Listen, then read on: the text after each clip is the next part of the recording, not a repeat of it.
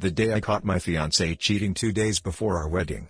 So, I've told this story on Reddit a few times but figured this subreddit is the obvious place to get it out of my system. For reference, I'm now 31 but this happened in 2014 when I was 26 and my ex-fiancé was 25, let's call her Barb. We met in college and dated for 3 years prior to our engagement with a wedding date booked by the 4th year. Neither of our parents are well off financially and she was attending grad school, so the financial responsibility fell on me, which totaled $20,000 that was paid in full 4 days prior to the wedding. Leading up to that nightmare of an evening, we had our typical mid-20s relationship issues with bouts of poor communication, excessive drinking on weekends, and an occasional fight over trivial bullpoop. Aside from that, we had a great relationship and spent a ton of time together figuring out post-college life and planning for our future. As I said above, the wedding and reception venue cashed my check 4 days before the wedding and the contract stated this was non-refundable. Over 120 guests were confirmed, a couple dozen from out of state, tuxes and bridesmaid dresses were fitted and paid, and everything was falling into place.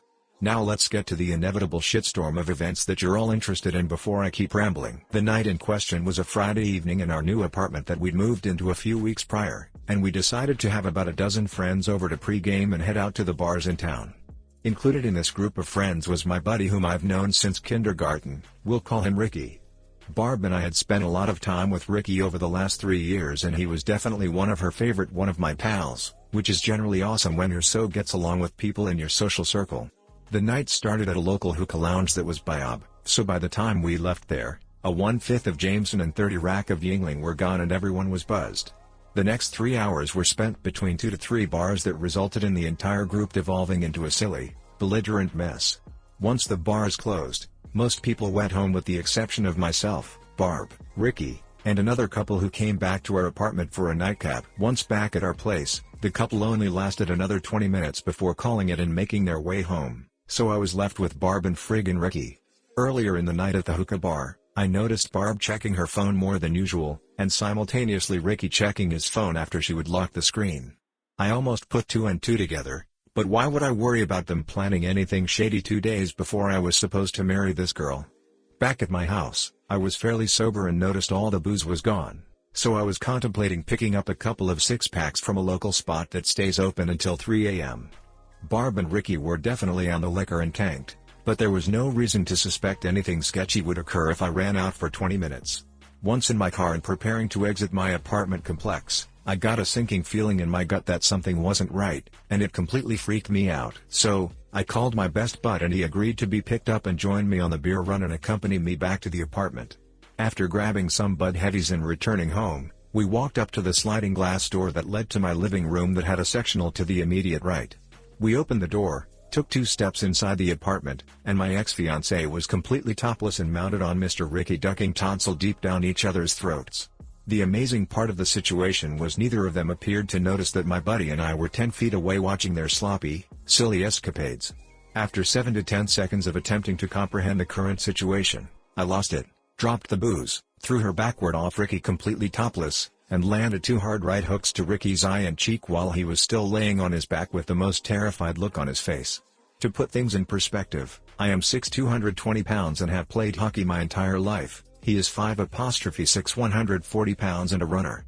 Immediately following the harm with my fist, Ricky started snoring, didn't know this was a thing, and was asleep for at least 5 minutes while I was losing my mind over the situation. Without thinking, I called her parents about 10 times until they woke up and demanded they come to pick up their cheating daughter immediately. Their house was only 5 minutes down the road, so they walked in shortly thereafter while I was laying into Barb about her unforgivable.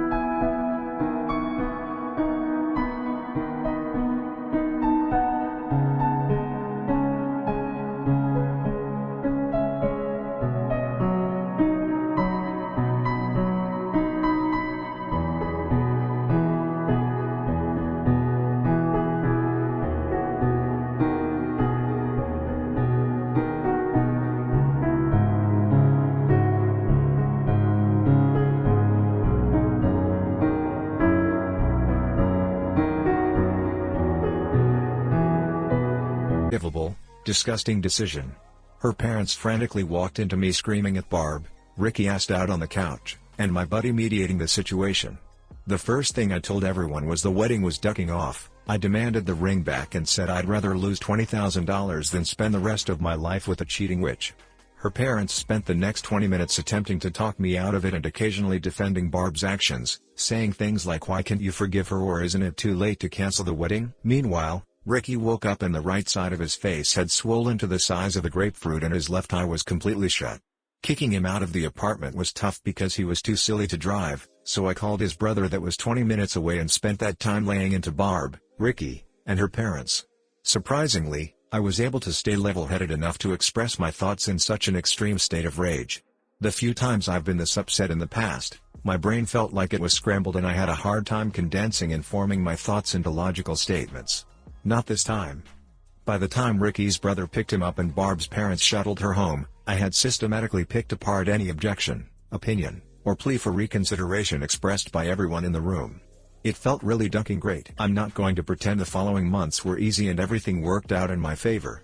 2 months later, the pharma company I worked at decided to lay off my entire division. I had racked up thousands in credit card debt to pay for the wedding, unemployment haunted me for 5 months, and I was diagnosed with major sadness. Life was ducked up for a few years and I wouldn't wish that on anybody, but now that I'm 31 things have settled down and I couldn't be happier. Thank you for letting me get this off my chest. DL, Doctor, I walked in on my ex-fiancé cheating on me with my good friend 2 days before our wedding, and it ducking sucked. Hi guys, please like, comment, and subscribe if you enjoyed the video. I can't believe the parents tried to defend her. I think that's ridiculous. I hope you found someone better than her. Yeah, my buddy that walked in on them with me actually started to get quite defensive when he heard both parents trying to talk me out of it. He jumped in without hesitation and defended me, so that was pretty deep. I found someone about a year later whom I dated for the next 4 years, but she wound up being an emotionally/verbally harmful workaholic who was severely disliked by my friends and family. I bailed on that relationship last June and haven't had any desire to re-enter the dating game the last 10 months. Wasting 8 years with 2 women is an exhausting experience. Happily single I shall remain. I'm glad you beat his butt. They are terrible humans SMH. Thanks. I never knew it was possible to hit someone hard enough that they go to sleep and start snoring immediately. It totally freaked me out at first. Man. Well written. I would have Chuck Norris roundhouse kicked Ricky in his ducking dome. Glad you came out of it okay fam. Thanks. At one point after he woke up as Elephant Man he actually tried to drunkenly approach me and wrap his arm around my shoulders to apologize. That didn't go well either because I wound up throwing him on the ground and holding him there for a few minutes with my knee on his temple region, kind of like a dirty cop. Hopefully, that was humiliating enough to encourage Ricky to make better choices when hanging out with someone else's significant other. I am glad/relieved that you didn't go the but I love her, I can't lose her, she's the best thing that has ever happened in my life route. Nah, never crossed my mind. For some reason, my brain is good at compartmentalizing thoughts and feelings when it comes to relationships. It's sad to see so many people IRL and on these relationship subreddits stuck in toxic relationships and can't bring themselves to move on. I enjoyed most of the story but you shouldn't have hit Ricky. You're lucky that he didn't sue you for harm. I agree, just relaying the events as they played out.